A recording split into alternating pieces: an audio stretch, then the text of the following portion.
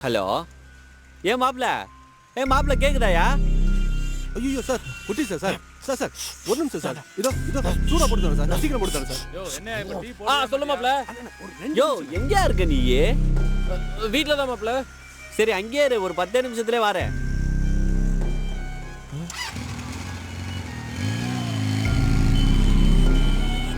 Sir இந்தாங்க sir இந்தாங்க.